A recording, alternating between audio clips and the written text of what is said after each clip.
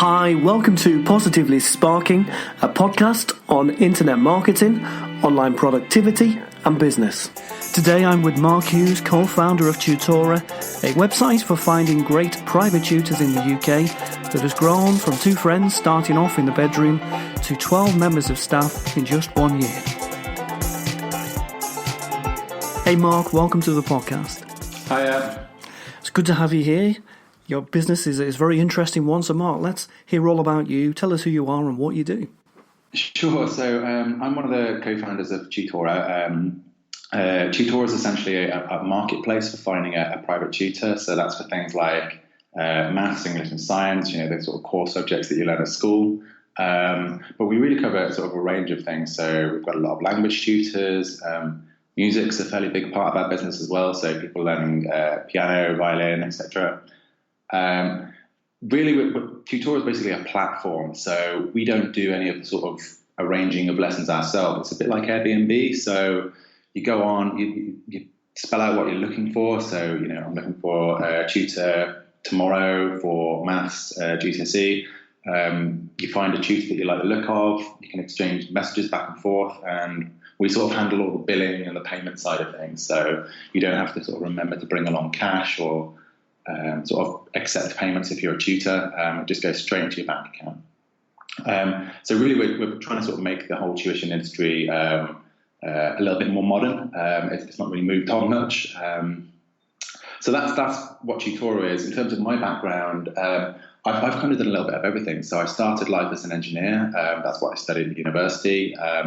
Went into engineering for 1 or 2 years before switching into a sort of technology analyst role, which was basically finance. Did that for 5 or 6 years, and then founded Tutor with a sort of lifetime friend of mine, Scott. Very good. Mark, it's amazing how many people who end up launching online businesses have some kind of connection with engineering. It just comes up again and again. I mean, I suppose there is a fair amount in common with building sort of websites and just having a sort of, I guess, being the type of person that likes to figure out how things work and enjoys, building things, making things. Before I started Tutor, I had zero sort of background in web development or app development or anything like that. It was a very sort of, I basically studied mechanical engineering, but I always enjoyed figuring out how things worked. I started building a couple of websites just as kind of side projects, really, maybe 2 or 3 years before I started Tutora. I really sort of stumbled into sort of the world of the internet and web businesses through my job. And so sort of starting an internet business myself was kind of a confluence of, yes, I really enjoy the technology side of things and the building side of things, but I also really enjoy the business side of things. Making the economics work, handling sort of money, trying to see the company grow, all that side of things I really do enjoy and enjoy getting my hands dirty with as well. Absolutely. Well, there's lots of things to work out both in the online part and the offline part of a business. So having that mindset is definitely an asset. So tell us a bit, totally, Mark, tell us a bit about how you came to launch Tutora. What was that kind of moment where you thought, hey, this is the thing for us to do?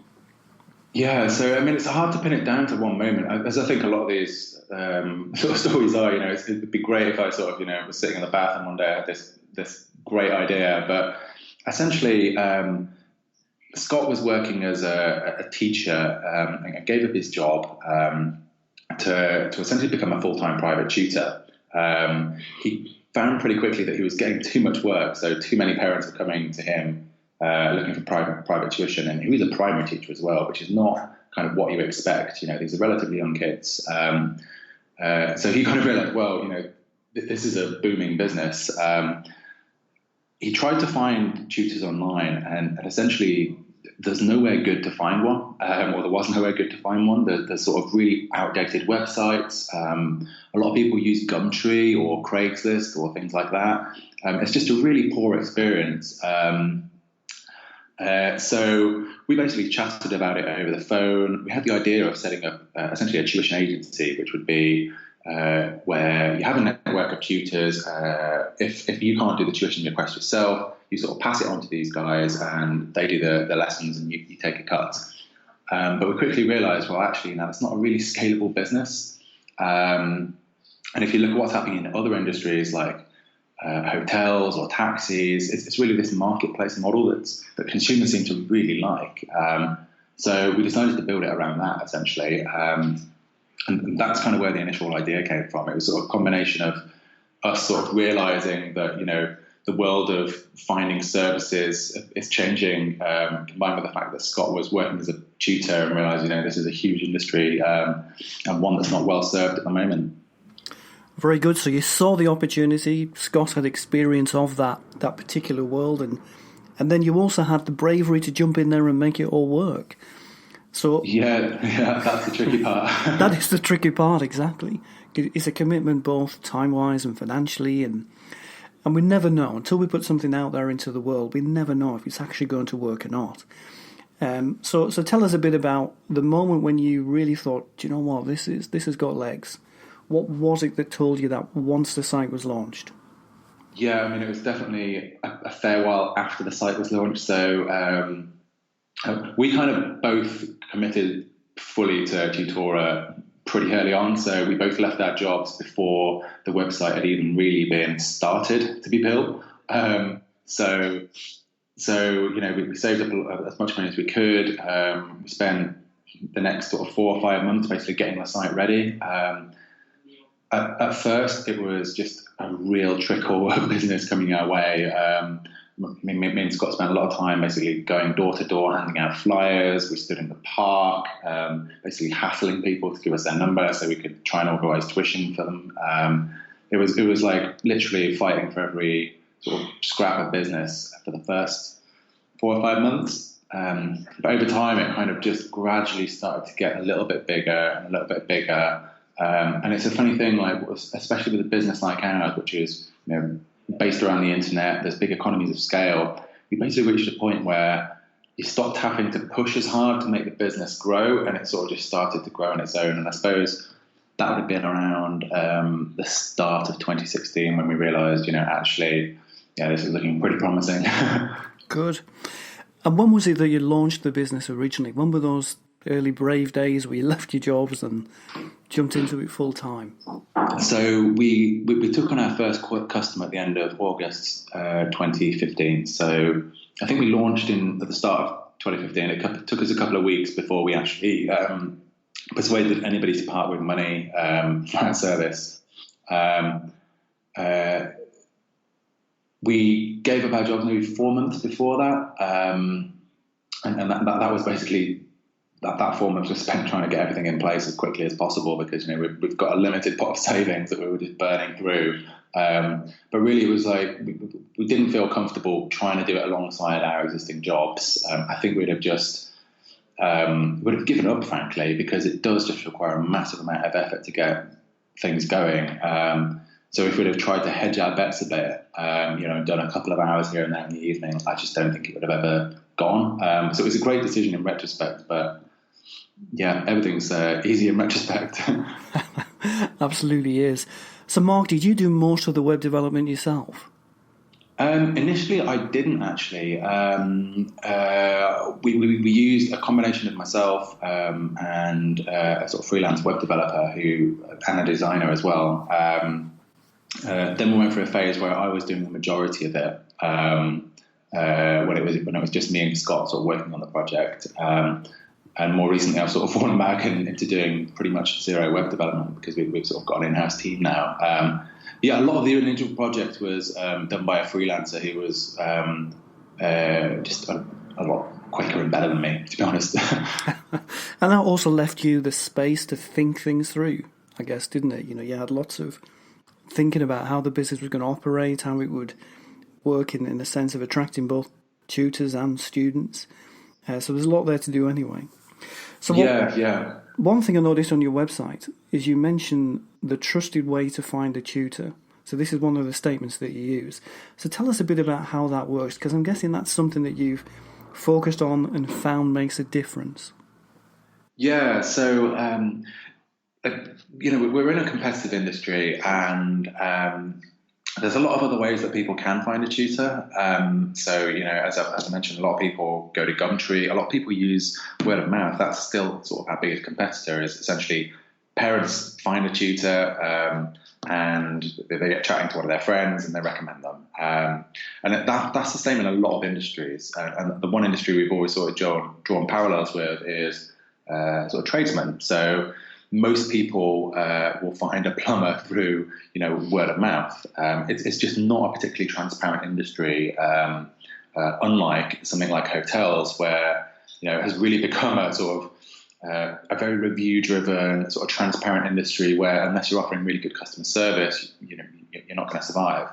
So one of the things we wanted to do was sort of set ourselves apart and try and provide as much of that sort of feedback loop as possible. So the trusted part is really feedback. I guess that's almost a better way of sort of explaining it. We rely on feedback a lot on the website. So there's an expectation that once you've had a tutor, that you leave them a review. We've been pushed reviews really, really hard on the website. We gather about 20 a day at the moment, so it's a sort of ever-growing bank. So the trusted part is really trying to add a little bit of a bit more like sites like TripAdvisor or I don't know if you've come across websites like My Builder that really sort of just add a lot more transparency to the whole process. Sure.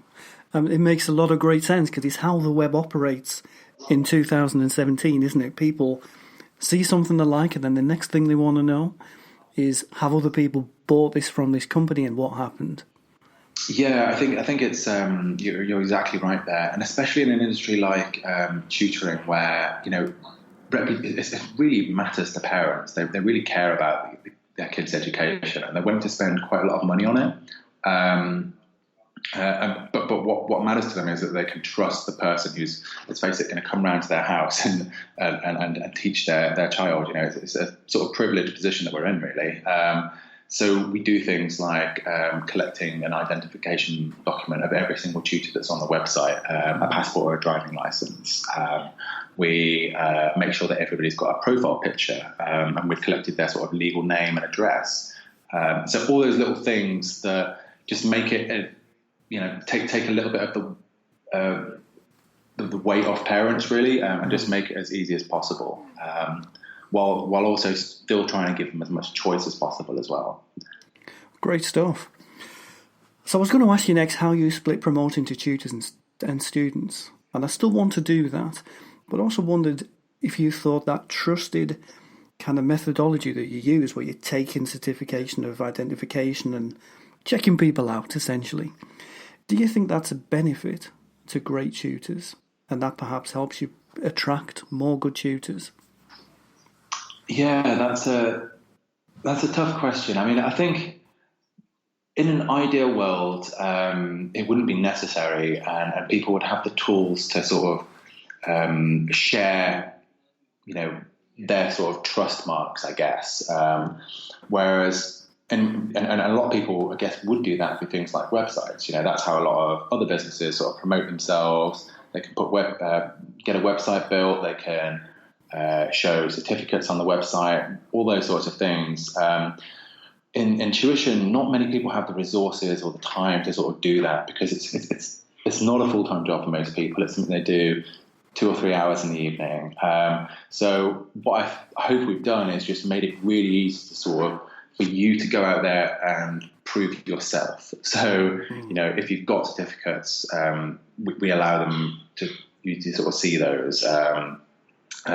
If you've had a great experience from a student, we allow them to leave feedback on the website really easily. So it's that side of things that I think we're doing well, sort of just facilitating the whole process, really. Great stuff. And what about promoting to students and tutors separately? Do you use different methods of promotion? Do you find the same channels work, or do you need to do that via different approaches? There's chalk and cheese. They're totally different. Totally different channels, totally different levels of sort of spend or effort that go into them. I guess the biggest difference is that one side of sort of our two-sided marketplace is paying money, and the other one is receiving it. So as you would expect, it's much easier to get people to sort of sign up to a site where they might receive some money rather than sign up to a site where they're going to have to pay money. So we've always had to put in 90% of the effort into the sort of parent acquisition side of things rather than the tutor side of things. Because for most people, tutoring is actually a really great gig. It's paid really well. It's something they enjoy doing and probably like to do anyway. Everyone quite enjoys teaching people or sharing what they know. So for a lot of people, it's a sort of really attractive part-time job, essentially. So we've not had to push the message too hard to get people to sign up, and we get a lot of referrals from people who've tried it out. Built up a small business for themselves, essentially, and then end up telling their friends. It's much harder, and there's a lot more competition for acquiring, I don't like to use the word acquiring too much, but bringing parents and students to the site. Because ultimately, they're the people that have got to part with money, so the sell to them is much harder. Sure, absolutely. And what about your main competitors? Who would you say they are? So there's a really broad spectrum. So it is a competitive market. Our biggest competitor is still word of mouth. So it's still parents finding about tutors from other parents. That's probably 3/4 of the industry still. So, it really is a sort of recommendation-driven industry. There's a couple of sort of Gumtree-like sites out there, but specifically for tutoring. So two of the biggest are First Tutors and Tutor Hunt. They're essentially sites where you list your contact details on as a tutor. Parents can read a little bit about you, and if they like you, they can purchase those contact details. So it's a bit of a different proposition from what we do, which is essentially an end-to-end experience. So you come to the site, you find a tutor, but we also sort of handle the delivery of lessons. Most of the other websites out there just want, the payment for contact details, essentially. So they don't really care what happens after you've actually sort of started lessons with your tutor. That's a great point of differentiation, isn't it? You're there throughout the experience. So, and that probably helps your brand as well, because you're still there in people's minds 6 months later if they're still with the same tutor. Exactly. So I imagine with a lot of these other sites, once you've sort of started having lessons, you really don't mind or care who sort of provided the contact details. As far as you're concerned, like the service is delivered by the tutor. Now that's always going to be the case to a certain extent with us as well. But we want them to know that payments are being handled by us, that the sort of service is being handled by us as well.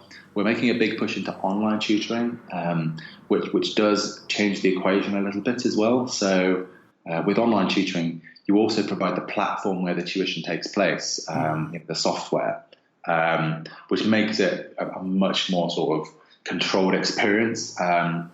But even in-person tutoring, people still know that it's a Tutora tutor that's coming around to their house, and that the charge on their bank statement is going to come from Tutora every week as well. And I do think that really helps our brand.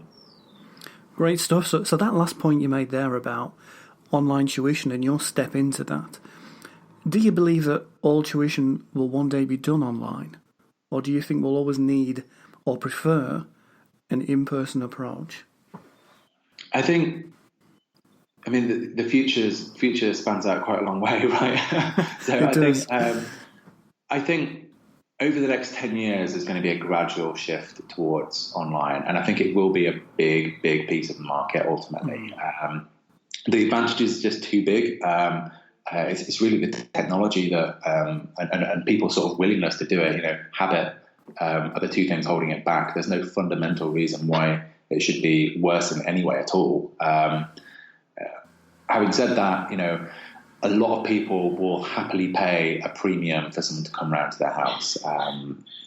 It's just too important a thing in people's mind for people to feel like they're compromising, even if in reality they're not. So I think it's going to take time to sort of shift online, but ultimately I think once people have sort of sampled what it's like, then it will become much more important. Sure. And I guess for you that opens up a whole new world of tutors, especially in the realm of languages, where it might make more sense when you get, at least when you get to a good level, to have a tutor that is, say, Mexican if you're speaking Spanish, or from Portugal if you're speaking Portuguese. Yeah, so I mean, one of the sort of strange things about our business at the moment is it's a local business, but really it's a hyper local business. So we've got 8,000 tutors across the UK, which sounds like an awfully large amount of tutors. But when you think that a tutor really only wants to travel a couple of miles, and we're talking about 3 or 4 miles to a tutoring lesson, suddenly 8,000. If you were to zoom in somewhere and see who can actually sort of tutor someone in that location, it's only a couple of people normally. So now with online, that whole thing disappears, so you can teach from anywhere, and suddenly you don't need thousands and thousands of tutors. It's not to say we won't have thousands and thousands, but the equation changes a little bit. So international becomes a possibility. What's involved in sort of finding tutors from a different country? Well, there's not really going to be that much that changes. People studying at very niche subjects as well has always been sort of a problem for us, because unless you happen to live in a really big metro area, there's probably no one that can help you. Whereas now if you want to learn, let's say, something like neuroscience, which not many people know about, online there's always going to be someone that knows, will be able to help you. So it opens a lot more smaller subjects to us as well, aside from just maths, English, science, French, Spanish, those sorts of things. Sure, makes a lot of sense, and I guess it opens up the world market to you as well. So here in the UK, where we're a relatively small country, there's never really that far to travel, perhaps, to find a tutor that can come round to your house. When we look at countries like Canada, the US, Australia, lots of people live a long way from any tutor. So that potential for you is probably huge. Yeah, it does change things quite a lot. We always try to think positive, but the sort of corollary is that companies in those countries probably view the UK in a similar way, in that suddenly that they're able to serve British customers relatively easy too. So it does open up competition, and so the rewards are much greater, but so are the sort of risks as well. So we're really conscious that actually this means that we've just got to move even quicker, make our product even better than if it was just in-person tutoring. Great stuff. So Mark, you've been through this journey of creating your own online business and growing it and making it happen. So what tips would you give for someone out there looking to launch their own online business? So there's probably a couple that I think have been really, really important and in the sort of development of Tutora. One is, I think it's really important to understand and verse yourself as much as possible in web technologies. And it's sort of easy to say, I've got a background in engineering, but I really didn't know how to program before I started Tutora. And now I would consider myself an average programmer, not good, but enough to get stuff done. And in the early days, that's all we needed. So I think one of the speaking to people who are try to start web businesses, one of the biggest challenges that a lot of people face is, I need to find someone to build the website, or I need to find someone to build the app. And the sort of, I guess the one way around that is to just do it yourself, and it will take longer, but it's a really worthwhile experience. They're not, the hardest thing. You're not building a rocket ship. So I'd say a willingness to sort of just try things and get stuck in is really, really important. I think that. It's I think you're never going to become the world's best programmer in a short period of time, but it's amazing how much you can get done if you put your mind to it, and at the very least it'll give you an understanding of sort of what is required or what to look for in someone if they're going to build it for you. Definitely. And I think, Mark, every business is, at least in some part, a journey of self-development. So whatever we do, there's always things we have to learn. But we all have to learn how a company runs and what we have to do legally and financially to keep it ticking over. So always a part of it is self-development. No, I agree completely. It's very different from. It's a very different sort of way of living compared to, I guess, most jobs. In that you've got to be willing to do things really quickly. You've got to be willing to learn stuff and then act on them, even if you're not 100% sort of happy with what you've learned. If you know what I mean? Sure. Getting stuff done becomes really important. It doesn't matter if it's done perfectly, but you've just got to keep things moving along, keep things progressing. You become a bit of a sort of jack of all trades, I guess. As you were saying, you have to sort of get started with things like accounting, legal stuff, payroll. There's all sorts of things that you could have gone your whole life without having to know, but suddenly become, quite important. Absolutely. Cool. So what do you think's been the key to your success so far? I think one of the things we've been really fortunate, or slightly fortunate at, is that me and Scott have a really sort of good contrasting skill set. So I think starting a business with a business partner is a really, really good decision. Partly because you get to sort of have twice as many skills in the team, but also because just for the support side of things. So things don't always go well. In fact, most of the time it feels like they're going terribly, even if they are actually going okay. Most of the time it feels like they're not going well. And having someone else that you can share that with is really important because, chances are if you're doing it on your own, at some point you'll feel like giving up. So I think having a business partner has been really good. In mine and Scott's case, I think we've found as time has gone on that we've got a really good set of skills. So he's a much more people person, and a lot of what we've been doing recently has been sort of hiring a team, getting lots of sort of structure in place, giving people responsibility, but also sort of holding them to account for their area. He's been brilliant at getting all of that in place. My skill set is definitely more on the sort of marketing, analytics, web side of things.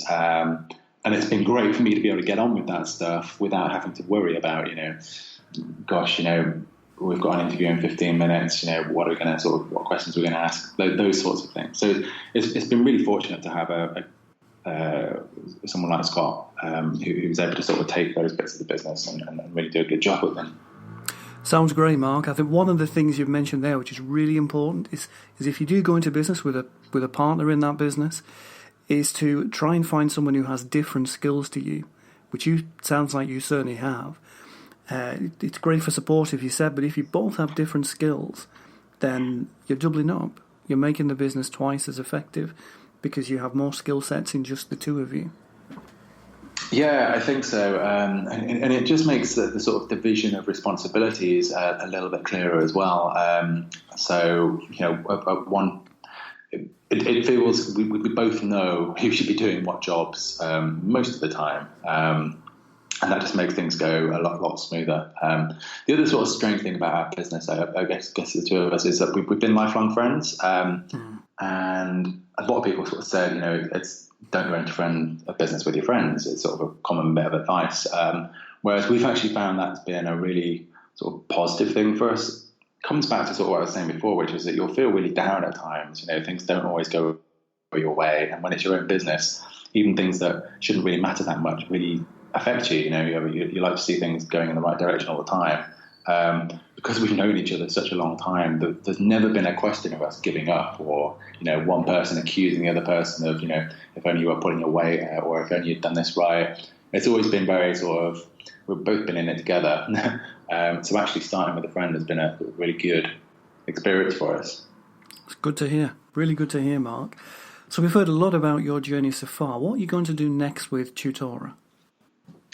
So the immediate focus is to keep growing the business. So we've done 2 rounds of funding from basically crowdfunded the business. So a year ago we raised £150,000, and we then grew the business by about a factor of sort of 8 or 9 over the sort of following 12 months. Great. Off the back of that, we managed to raise a round relatively recently, which was £700,000. So investors expect really good things of us.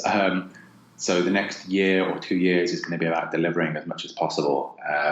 So primarily that's about just increasing the size of the business. We're currently doing around 5,000 lessons a week. We want to sort of grow 3, 4, 5 times that over the next year or two. Online tutoring is a big initiative for us as well, so we're going to be sort of pushing that pretty heavily. And finally sort of building the team. So we're up to 12 people at the moment, but we've really taken on a lot of people in the last couple of months. We were just remarking to Scott the other day that 12 months ago to the day, it was just me and him working out of his bedroom. So it's changed really quickly. But yeah, we're sort of fully focused on growing the business right now. That's a dramatic growth, Mark, from working in a bedroom to 12 people in an office. That's a credit to you. It really is. So where can we find Tutora online? www.tutora.co.uk should get you there, no problems. If it doesn't, let me know because something's wrong with the site. We're also on Facebook and Twitter. You can also, if you need to be, message our support team or myself directly. My email is mark@tutora.co.uk, so pretty easy to find. Great stuff. Well, Mark, it's been a pleasure hearing about Tutor and yourself and Scott's journey. Any final message you want to give to everybody? I haven't really got any sort of killer bits of insight. I think that my main message is just go for it and try things out. I've been first to sort of surprise myself. Things that I thought were just going to be impossible, I've managed to end up muddling through and doing a reasonable job at. So, and I'm sure everybody's the same if they gave things a go. So yeah, just jump in and give things a go, really. And I think your story is an example of exactly what can be achieved if you do just go for it and thank you. Stick in there. Great stuff, Mark. Thanks, Phil.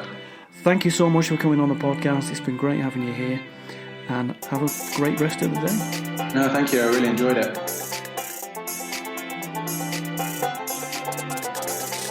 My name is Phil Byrne, and I'd like to thank you so much for listening today.